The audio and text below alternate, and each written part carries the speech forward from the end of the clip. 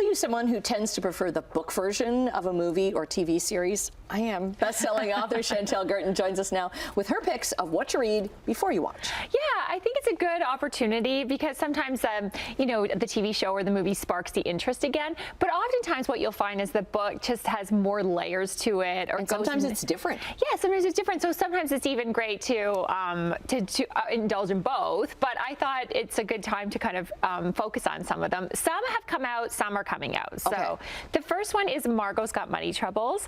This was a really funny book. So the premise is that this woman obviously has money troubles, and she thinks the answer will be an OnlyFans account, which is like, if you don't know what OnlyFans is, you can look it up. But I think it's fascinating because I think that's one of those like topics that's a little taboo, but she goes into it a really funny way.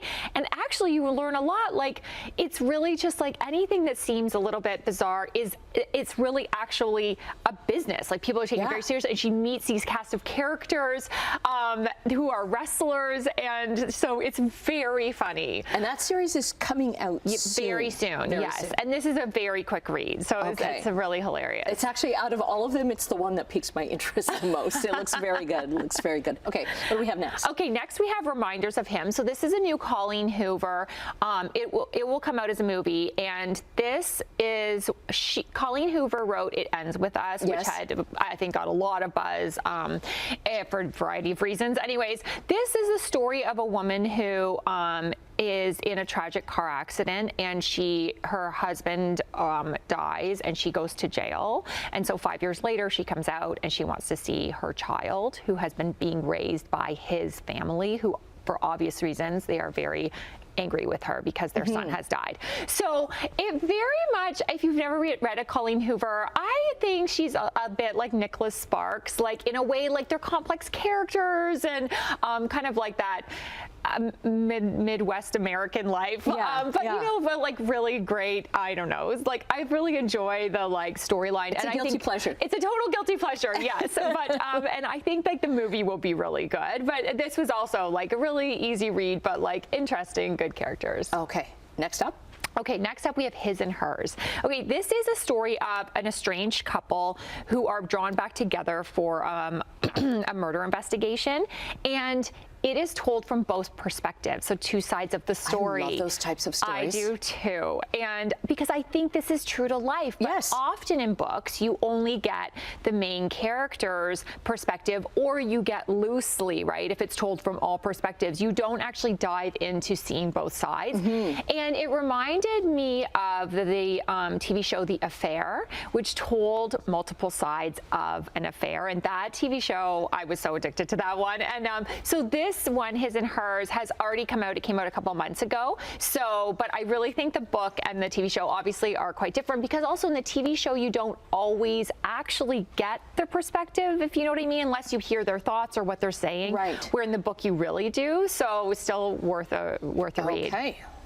Okay, next is Fleischman is in Trouble. So this is a TV show that came out a few years ago. It had Adam Brody, Claire Danes, Jesse Eisenberg. Really, really funny. I had never watched the show, and I had just read the book. So that's why I kind of brought this one back up. But in the green room, I was talking to somebody else who had watched the show and was like, oh, it was so funny too. So this is a story of a husband who has two kids, and they're divorced, and the wife just like drops the kids off a day early and disappears. And so at first he's sort of annoyed, like, you can't do this to me, and like he's always dating all these younger girls, and so it's like messing with his life. But then as the book goes on, you of course wonder, like, well, what happened to obviously the mother of his children.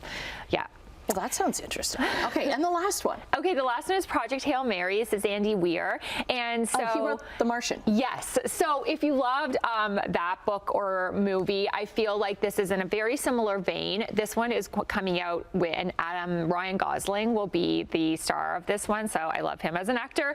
And the story is a teacher who wakes up from a coma and he has amnesia, but he is in space and has to save Earth. As you do. Okay. As it happens, yes. So I won't give any more away than that, but I think it like very similar vein, a great writer. And I love these, like you literally are going into another world for this kind of story. Okay. And what are you, we've got about 30 seconds left, but are you always I have to read the book first before I watch?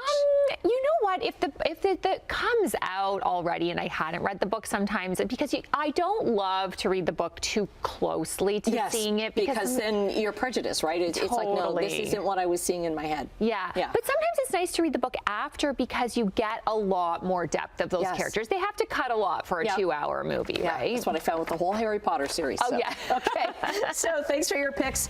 We'll get your socials up on our website at chch.com/morninglive.